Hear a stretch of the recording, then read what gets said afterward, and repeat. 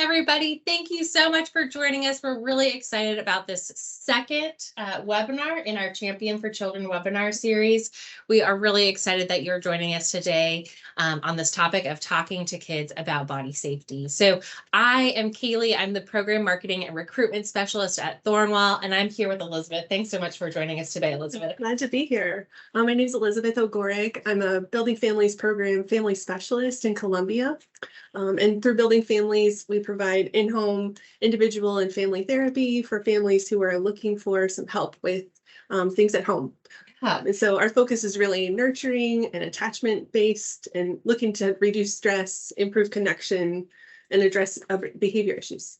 So we're really excited to have Elizabeth today as a clinician and a family specialist through this in-home family therapy program. You've worked with a lot of families who have children who have maybe either experienced abuse or have been at risk of different types of abuse and neglect, and talking about body safety is obviously an important piece of putting the puzzle pieces together for families. And we want all families to feel comfortable and safe and confident in preventing the risk of abuse as much as possible. So we're really excited, and Thornwell is presenting this webinar series throughout the month of April, which is Child Abuse Prevention Month. And we'll have a series that runs throughout May, which is Foster Care Awareness Month. And these are months that go really hand in hand. So at Thornwell, we have a legacy of hope and healing. Our programs are a continuum of care that focus on supporting children and families to be healthy, safe, and strong. And so we're really excited to talk about this today. So thanks, Elizabeth, and thanks to all of you for joining us. So why does this matter? Why is talking to kids about body safety important? As we said, prevention is a priority. And at Thornwell, we want to step in and intervene before it's even necessary, before crisis happens. We want to make sure, in April, which is Child Abuse Prevention Month, that we're thinking about ways that you can keep your family safe, the ways that you can love and support the people in your community before there is a crisis that happens.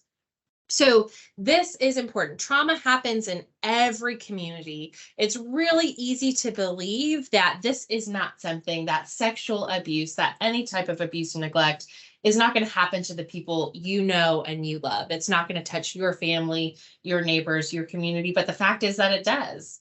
Trauma crosses all socioeconomic boundaries. It is in every culture, every community, and that's really unfortunate. And the impact of trauma is long lasting. The impact of trauma on the child is profound, but that extends to the family and it extends to the whole community. So talking about prevention is really important to us. 1 in 6 boys and 1 in 4 girls will experience some type of sexual abuse before they turn 18. And that blows my mind. That statistic is so powerful in that you don't realize that it's happening. You don't think it could happen to you, but with those numbers, you likely know someone who this has impacted, that this has touched. And so that makes this so important for us to talk about, that we can hopefully intervene, that we can hopefully use some of these strategies so that, we can change these statistics. And while we believe that prevention is key, we believe that prevention starts with having conversations like this, conversations in our family units, preparing our kids, talking to our kids, but also having conversations in other places like schools, in family support programs, and things like that. So we are going to start off by talking about why this matters. What are the prevention efforts? Why does talking to kids about body safety matter? So Elizabeth, I'm going to pass it over to you. Yeah, and we know that as parents and caregivers, you are in control, right? You are in charge in your households, and you have the most impact and power in these conversations with your kids. And so we really want to strongly encourage you to talk about these matters, talk about what can happen, so that kids are aware and they are able to let you know when they are not safe, right? So one of our strategies is to parent out loud. Yeah. Right? To really speak what you want your kids to know and not be afraid to say it. Yeah. Kaley, you were telling me the other Mhm. day about a situation that happened at the park, Yeah. where you saw another parent really lay out what to do and not do when they were playing at the Mhm. playground. Yeah. And you thought, oh, okay, that's maybe It something took that I me could back. do. Right. And I then- hadn't seen it happen out loud like that before. right. And my husband and I responded to it differently. I Mhm. thought, oh wow, that's doing it right. And he thought, oh, I haven't seen that before. Mhm. I'm not sure about that. And I Yeah. think a lot of people feel that way. Exactly. It can be uncomfortable even if you're not Mhm. used to it. You might feel nervous, like people are watching. Yeah. But to really encourage and empower yourself to parent out loud, to Mhm. have these conversations when a thought comes to you to think, what if my kids know about this? I Mhm. just learned about something that they might need to be aware of, and to have that conversation Yeah. and to do it in a way that is natural to you, that's appropriate based on the age and developmental level of your kids, right? You're going to have a different conversation when your kids are 2 than you will when they're 8 or 10 or Mhm. 15 or 25. Right? Yeah. So, Well, and I think that uncomfortable conversation, whether it's uncomfortable for you or for the kids or Mhm. for somebody else, is so worth it Mhm. if it means that you're preventing something from happening. Exactly. And to have the conversation in an ongoing way, you really can't Right. mess up because Yeah. you can adjust something that you might have told them. Maybe you learned something new The that stakes aren't changes. on that one Right, conversation if you're exactly. committed to having it over and Mhm. over time. Exactly, exactly. And so, another thing you can do to really encourage that openness within your Mhm. household is to think about what are our values as a family, what really matters to us, right? And to design your structure and your rules within your home based on what matters. Right. Right. And so we know that safety is important, especially body safety. And so, can you incorporate that? Can one of your family rules Mhm. be everyone in our family gets to be safe? Yeah. Right. Or maybe that scouting rule, Mhm. like safety first, right? Yeah. Or no hurts is another Mhm. phrase that we use sometimes in our program, where that means, okay, everyone gets to feel safe. I'm Yeah. not to hurt myself or someone else, whether it's their body, their feelings, their property, Mhm. right? And so when we establish that as an expectation and what we believe that kids deserve and that we each deserve, Mhm. it becomes easier to have that ongoing conversation because the no hurts rule is something that we're referring to regularly. And like you said, each parent or each caregiver knows their kids best and knows their family best. And so, depending on your family background and experiences, these conversations might look different, Mhm. for each family. And so, we can't compare our family to somebody else's and the Exactly. way that they parent versus the way we parent. But it can be important for each family to have these conversations. Right. Yeah. And another way to incorporate that issue or concept of consent is to Mm, use a rule like ask first. Right. yeah. So if someone needs to ask me before they sit next to me on the couch, or Mm, if I need to ask before I go into your room, let's yeah. say, that becomes very natural for me to assume of what's expected of me, but Mhm. also what I can expect of others. Yeah. So I can expect that if someone is entering into my space without asking, that's something I need to be concerned or cautious about and Mhm. notice, right? Yeah. And so it also incorporates monitoring within your household so that you can, as the parent or caregiver, be aware of where are my kids, who are they Mhm. with, how long have they been there, whether Mhm. it's in your own home or at a neighbor's home, or Right. how frequently are we checking in? And if my kid has asked me before they Mhm. go to wherever they are, Right. I know where they are, right? Yeah. And so we can really incorporate some of those simple and basic principles to really Right. expand and include safety Mhm. as a priority. So we're having these safety conversations ongoing with our kids, Mhm. but we're also sort of using strategies from the beginning Right. that help us avoid potentially unsafe situations. Exactly. And it becomes natural. You don't have to blow a whistle and say, we're having this conversation right now. Mhm. It's just something you're talking about day to day, everyday conversations. Yeah. And it makes it more regular Yeah. and safe. So, some of the strategies that we're going to talk about today are helping kids to identify their feelings of feeling safe versus the feelings that make them feel unsafe. We're going to talk about teaching kids to use that safety voice to speak up for themselves and for others when they feel a situation is unsafe. We're going to talk about this no secrets rule, this family sort of value of no secrets, which is sort of controversial. We've been talking about different families, different generations even feel different about this no secrets policy. And finally, we're going to talk about safe grownups. And we can all agree that we want to surround children with safe adults and safe spaces. So we're going to talk about what do safe grownups look like. So the very first thing is we want kids to feel safe and to be able to identify the difference in their body, the difference in their feelings when they are in a situation that to them, regardless of what we think, to them, this feels safe or this feels unsafe. Exactly. And a lot of that involves teaching our kids language, right? How do they know what their feelings are if we haven't given them that way to communicate it, right? I feel like a lot of times I didn't learn that language. Like sometimes even as an adult, I still continue to struggle to identify the difference between, oh, I'm angry or I feel jealous or there's like some hidden emotions in there. And so I love that, giving this sort of emotional language and this social emotional intelligence, you know, at an early age. So it's exactly. It makes sense. I mean, with younger kids, you can start very simple, you know, the 4 basic emotions: mad, glad, sad, scared.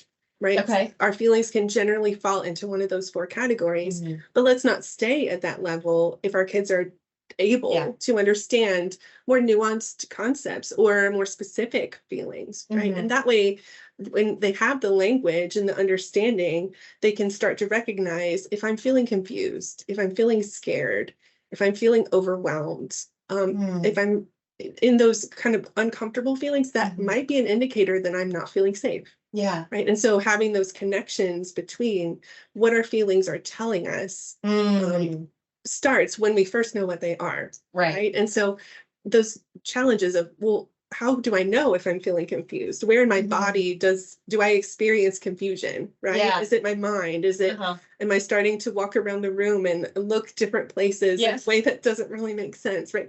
Those are some cues that I might be feeling confused. And when I'm feeling confused, do I feel comfortable? Maybe I don't. Right? Yeah.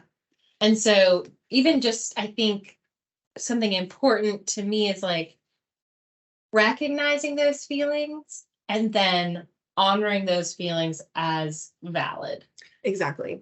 Because sometimes I think, you know, this idea of, well, like, why are you confused? Don't be confused. You're fine. You know, or, you know, why are you thinking that you feel unsafe? You're safe. And so it's not just allowing them to listen, it's allowing them to validate those feelings. And to do that, we have to validate their feelings and model that too. Absolutely. We have to see our kids. We have to trust their instincts, and we have to really notice and pay attention. Yeah. So some of the books that we love, and there are great resources out there for these social emotional learning, social emotional language for young kids. I think this is a theme that really is developing, and there are a lot of great resources out there. One of the books that we use and recommend often is this Feelings book by Todd Parr. And this is really for your youngest kids. And what's great about this, it's not about body safety. It's not necessarily about learning different emotions. What it comes down to is what you're feeling is okay. And you can share those feelings with someone else. So it's a really just cute book. Again, the Feelings book by Todd Parr. You can grab it on Amazon, really wherever books are sold. But, you know, sometimes I feel silly. Sometimes I feel scared. Sometimes I feel like standing on my head, right? It's just sort of giving some examples of feelings for kids. But my very favorite part, you know, he ends with, no matter how you feel, don't keep your feelings to yourself. Share them with someone you love. And that's really what we're asking kids to do. We're asking them to feel their feelings and to share them with us, because to keep our kids safe, we want them to feel comfortable and confident that we are a safe place for them to share those feelings. And one of the ways that they might know and believe that it is safe to tell us is if we are willing to go first. Right? I'm willing to express, oh, this is how I'm feeling in this moment. I'm feeling nervous, or I'm feeling angry, or I'm feeling scared about something that happened. We're modeling, we're encouraging. You can even point out situations that you see. Maybe you're at the park together and you see another child that might look a little bit scared to go down the slide. right? Or maybe someone looks uncomfortable when another person was hugging them, Yeah. right? To talk about what is that like? Have you ever Mhm. experienced that? And what do you do about it? Yeah. Right? Movies are great, books are great. Any Right. kind of example that we can tie and make those connections for our kids. And building gonna your feel more library too to Mhm. reflect those things, the things Right. that we want to teach our kids. And I Mhm. know for me, my son is really young, Mhm. and I thought about these things, when he was a baby, and when even just getting ready for him to come into the world. Yeah. And so I practiced having these conversations Yeah. when he was too young to really even know that I was talking. And I realized, wow, like I know that he can't really understand what I'm saying, Mhm. but I feel uncomfortable having these conversations because these aren't conversations we have Right. about feelings, about recognizing injustice or Mhm. whatever it is. Why are the Octonauts, in your little kid TV show doing this, or why does Peppa Pig feel this way, right? Mhm. Like having these conversations, it was a practice for me. Mhm. I was the one who needed the practice. Mhm. I was the one who needed to build my comfort level, and hopefully it will become normal for him. Right. So that was just sort of this wake up call. And I even had friends that said, "That's so silly. Why are you doing that?" And I said, "Because it's important to me. Mhm. Because these are conversations that are important to me, and I want to be prepared to have them Right. when they really matter." And so I'm setting this foundation now, even if it is silly, and it is, right? Like, but I want to set this foundation now that it's okay to talk about these things. It's okay to talk about, the things that make us uncomfortable or that we don't maybe feel like we really know about. But we're going to do this together. We're in this together, and I care enough about it that we're going to, be in this together. Well, and learning and growing as a parent is never wasted time. Yeah. It is not. Mm. So, And sometimes that is just really nice to hear somebody else say, because we so often compare ourselves to other parents or Mhm. other people or what we're reading and seeing and how we think we should be, Mhm. that we forget that we're learning too. Whether you parented 5 kids or, however many, Mhm. you're still learning this kid and this situation and Mhm. this new parenting experience. Exactly. Yeah. So I love this idea of, listening to your body. And sometimes they'll say, "Oh, what's my body telling me?" Like, and say, like, your body doesn't talk to you out loud. Mhm. So that's why we're giving language to these emotions. That's why we're talking about how does our body feel, and, connecting, making those connections for ourselves, just like you said, like, I'm really excited about this presentation I have at work today. I have these happy butterflies in my stomach, but I'm also sort of nervous about this presentation I have today. And like, so I have this excited butterflies, and I have these nervous butterflies. Do you ever have nervous butterflies in your stomach? Like, what do you do when you feel nervous? Like, like modeling what you're asking them to do and showing them that it's okay. Right. Exactly. All right. So we're teaching them what feels safe and honoring their instincts. And we have sort of talked about this. The message has changed in this parenting generation, where a lot of it used to be, honor your elders, respect adults, don't talk back, don't ask questions, do what you're told. And that respect is still so important, Mhm. but there was a piece missing there of Right. honoring your instincts. Can you tell us, Yeah. how do you navigate, the parenting messages in your head versus Mhm. the parenting messages that you really want to instill Well, in your kids? and I think too, there's that constant reevaluation. We are always learning and to being open to say, I used to think this was right, and now I'm going to adjust it. There Mhm. are not too many strategies that we need to throw out completely. We Yeah. don't have to change who we are based on some new information, but Mhm. we do need to change our approach. And if our basis is I'm connecting, I'm nurturing, I'm Mm. readying my child Yeah. for this world and to stay Yeah. safe in this world, that is going to be our priority. Yeah. And one of the ways, that we want to prepare kids to be safe in this world and to navigate this world is being able to speak up for safety. So speaking up for themselves when something feels unsafe, speaking up for others when something looks or feels unsafe, outside of themselves. Mhm. And so as they're speaking up for safety, teaching kids to use their voice when something feels unsafe, whatever that looks like, whether that's saying, I feel unsafe, or that's not safe. It can feel uncomfortable because sometimes as bystanders, we don't know what to say, Right. we don't know how to intervene. And so teaching our kids to do that, empowering our kids to do that can feel complicated, right? So what I try to do is just make it as simple as possible, right? Using that safety voice. What does that mean? And practicing that safety voice in calm moments. Your own safety voice when you see your kid about to run into the street, that's not safe. Stop. That's not safe. You're modeling it and you're teaching your kids to do that too. So that safety voice is loud and clear and strong. And I've, had kids and we practice, that's not safe. When I feel unsafe, whatever it is, if it's, grandma coming to give me a hug, I just don't feel like a hug right now, or someone coming in my space, or I see someone else, shove someone on the playground, that loud, clear, strong safety voice, that's not safe. And that safety voice, if you need help, if someone's not stopping once you have used your voice to speak up for yourself or someone else, whatever that may be, you can get louder. You are allowed to scream and yell and run away from unsafe situations. Being polite is not the ultimate. Being safe is the ultimate. And that is sort of different from how some of us were raised, where being polite is the ultimate, being kind.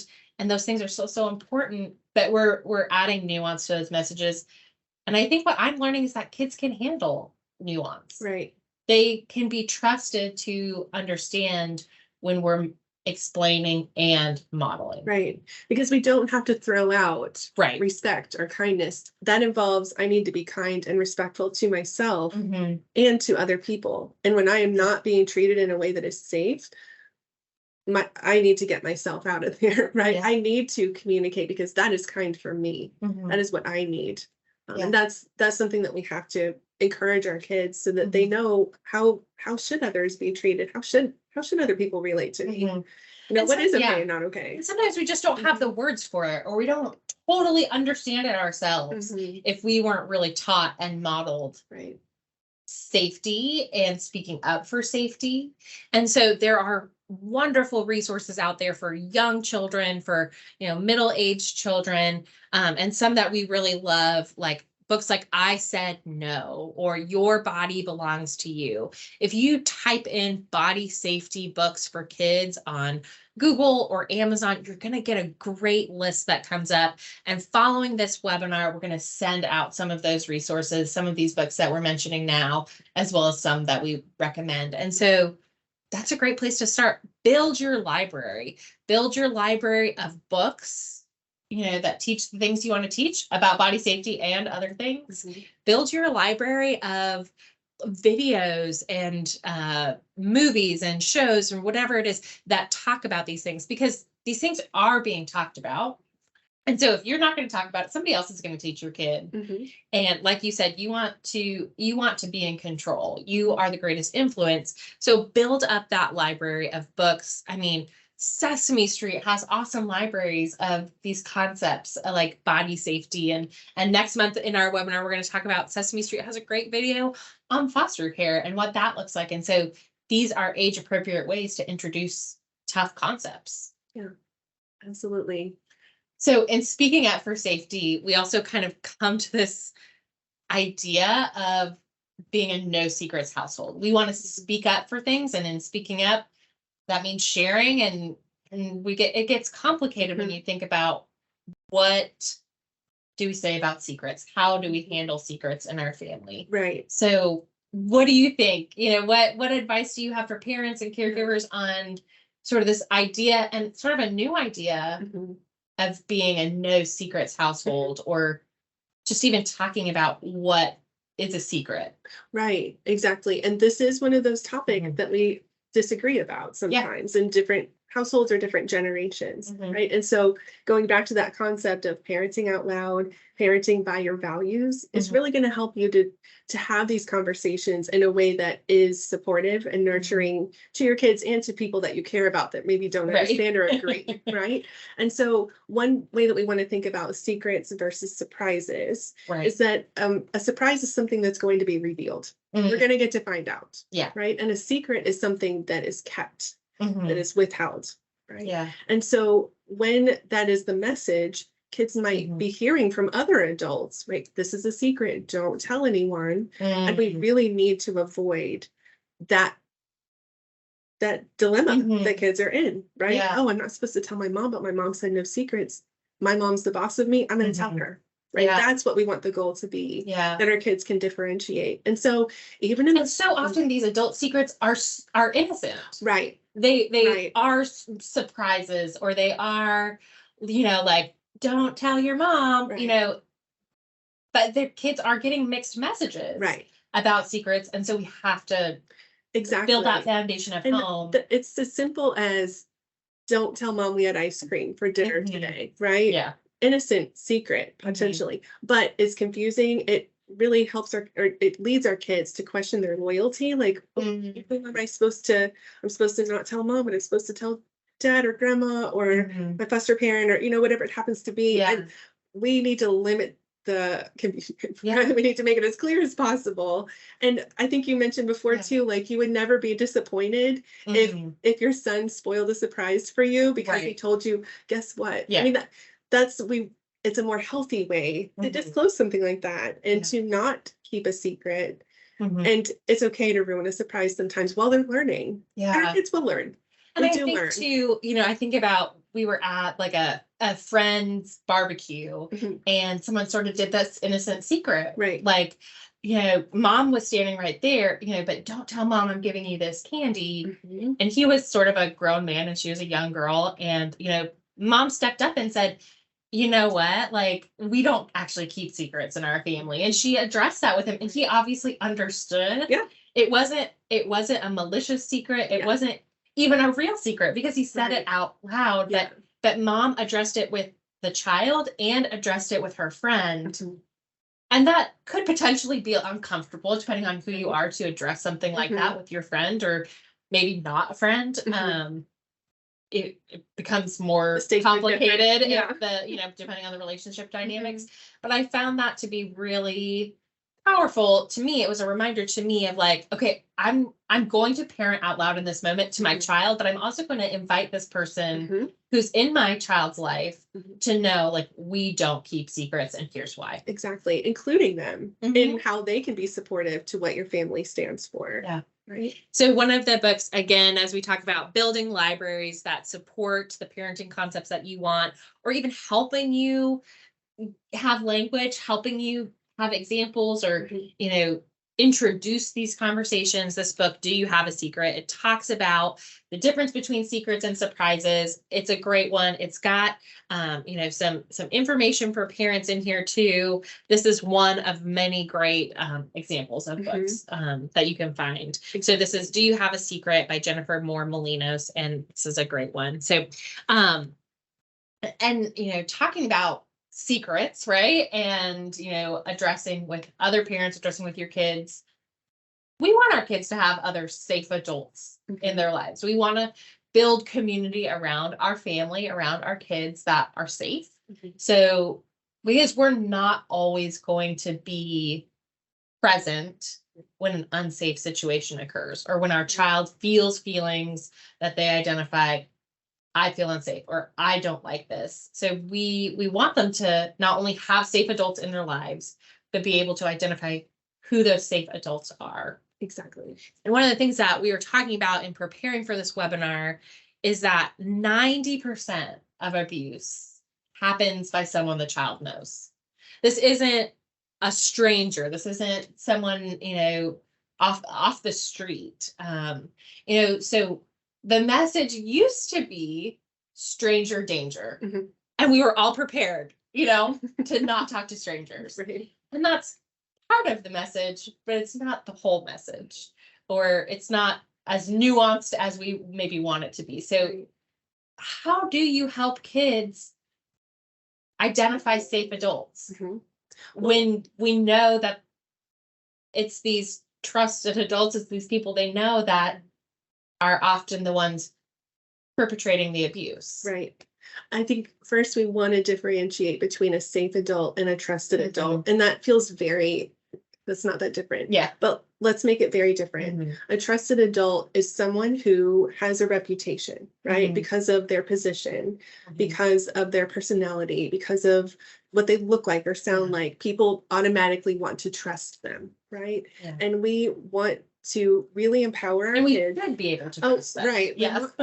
Exactly. Yeah. Exactly. But we can't if we've Yeah. had an experience with an adult where we felt unsafe. Yeah. And we're trusting our kids' instincts on this. We're trusting their stories. And if they have been around an adult who has mistreated them, we believe that over that adult that we thought was amazing. Because one thing we know about abuse and about abusers is typically they're pretty fun and cool. They're someone a kid wants to be around. Yeah. And so we want to differentiate between when you felt uncomfortable, that was your gut telling you you needed to remove yourself from that situation, and that adult isn't in the same category that they used to be for you. And Yeah. I believe you. Right. And so really building up, going back to the feelings. Did you feel confused? Did you feel unsure or nervous? Yeah. Or sometimes we use really icky. Did you feel icky about that? Let's trust the icky, and we'll figure that out later. But Yeah. I trust you that didn't feel right to you. And so Mm-hmm. therefore let's talk about, let's figure out what we do now. Yeah.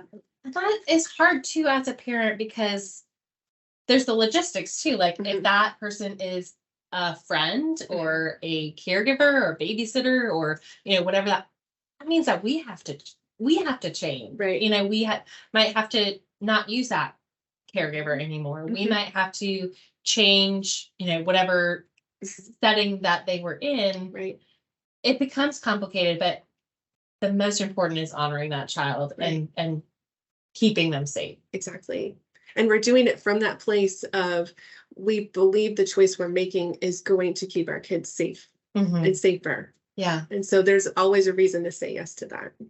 And I love that it builds to this point of, okay, we've taught them to listen to their feelings, to speak up for what they're feeling. We don't keep secrets. And so now what? Like they have felt these feelings, they've communicated them. So there's this sort of simple plan. Like how do you build to this point where the kids really do know what to do and can do it? Well, we follow that simple plan. We listen to our body, right? We use our unsafe voice, our safety voice, right? We discourage secrets and we learn who are the safe adults around us. And when we're following all of these steps, it's an all-encompassing plan. It's not just one decision that we're making. It's all of them. Yeah. So I know when I talk about safe adults, or like how to find those safe adults, how to identify those, because for a lot of kids, and as a foster parent, that those trusted adults have failed us, or there's perception of like they were supposed to be safe.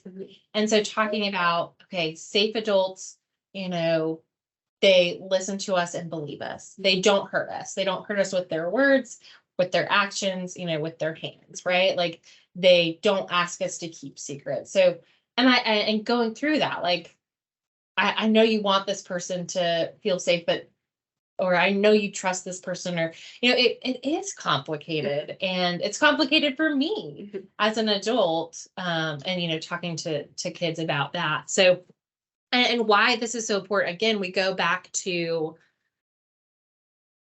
we know abuse happens, right? And that is so unfortunate because we don't want to have these conversations. We don't want to have these conversations, but we do, because the reality is that it's happening. And so we're committing to listening generously to children and believing them and moving forward accordingly. So we're kind of going there now. We know abuse happens, and when it does, you have to respond. Right. You listen, you believe, and then what? Right. if you have been that safe adult that a child came to and Mhm. told you something really awful happened to them, Mhm. it's our job to respond. And Yeah. what we can do is make a call to Mhm. the abuse hotline in our area. In South Carolina, that's through DSS. And they have a number that they've tried to make easy to remember. Yeah. It's 888 Care for Us. Yeah. Also, quick Google search, you will find it.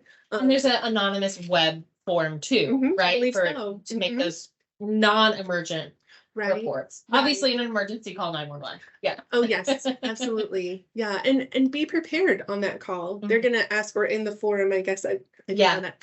But they're gonna ask a lot of questions, but it really boils down to the who, what, when, where, and how. Mhm. Things that we can typically know from a Mhm. situation when a child is disclosed to us. Yeah. And so we want to put you in the power seat to say, Mhm.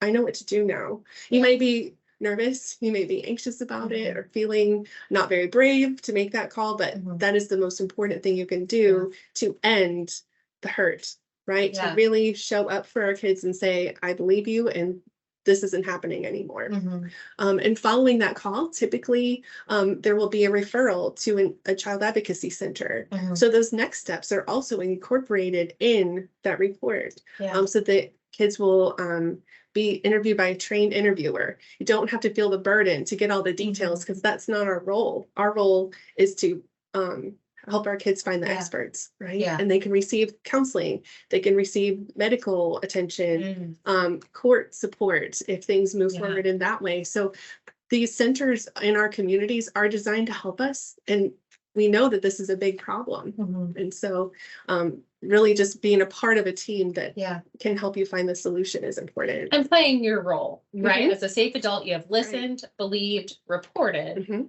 and you're allowing professionals to do their job. Absolutely.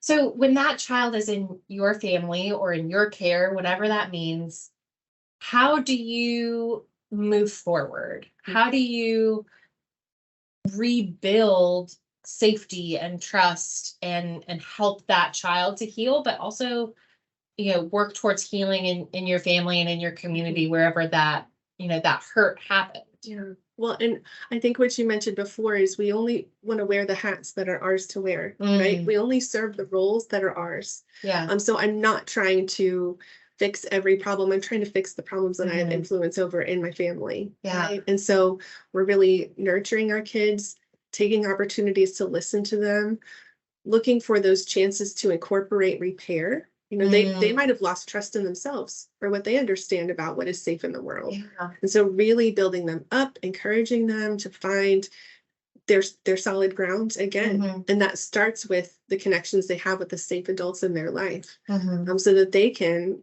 feel comfortable to have these conversations and move forward without that tag or that label of, oh, well, I'm just an abused child. That's not what, that's never our goal for our kids. And so Right. how do we flip it toward the healing, toward the growing, toward the Mhm. next step?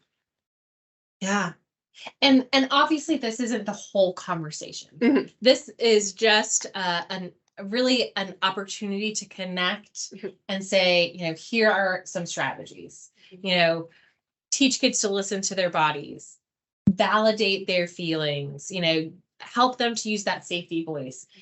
Have some strategies in your home, like not keeping secrets and surrounding kids with safe adults. This is just some introduction strategies, but families might need some more support, or they might want some more help in navigating these conversations, or maybe for their family it's a little more complicated. So what advice do you have for those families that kind of want to take this to the next level, or want to explore what this means for their family next? Sure. I mean, it's so complicated to walk through these waters. And so through Thornwell and our Building Families program, we do offer counseling services that can support families that are in their healing journey. And we also offer one-time workshops or parenting classes where you can come together with others in the community. They may also be walking a similar path. Yeah.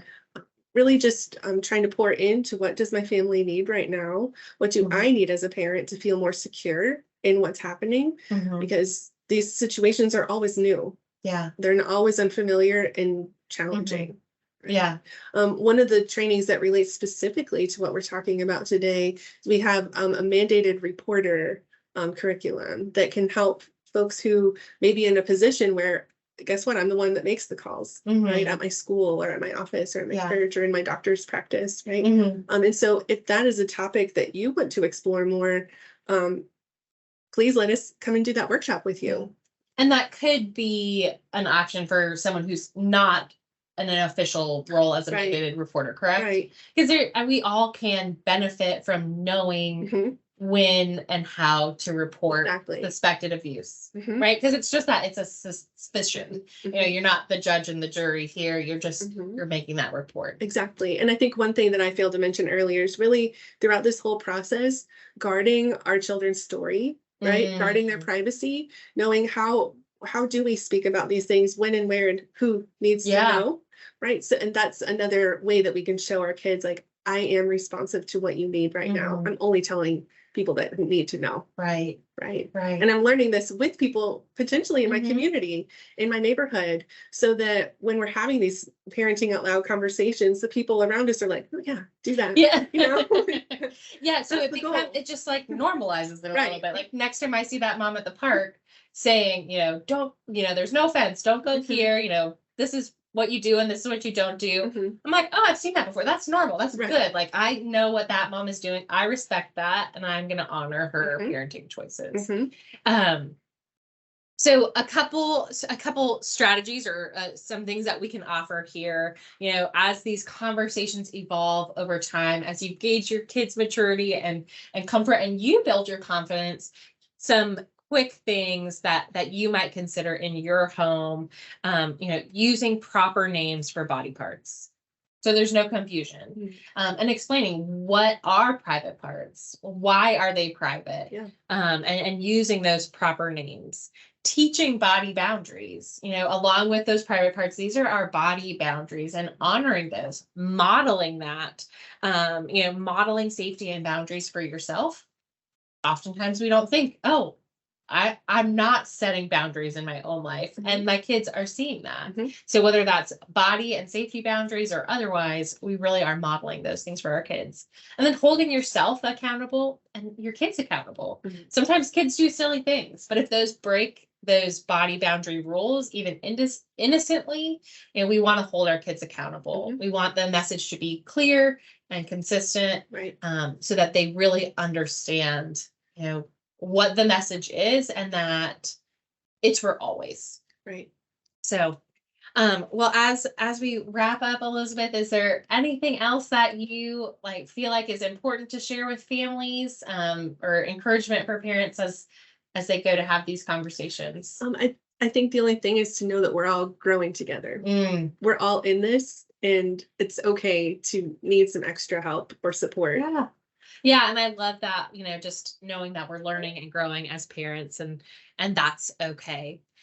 So as we wrap up today, we just want to thank you so much for joining us, to encourage you, you know, to identify the strategies that are going to work best for you as you parent out loud, you know, but listening to your body and helping kids recognize those feelings, teaching them to use their safety voice, that loud, clear, and strong voice that says, this doesn't feel safe, and honoring that, setting up your home to prevent the risk of potential abuse.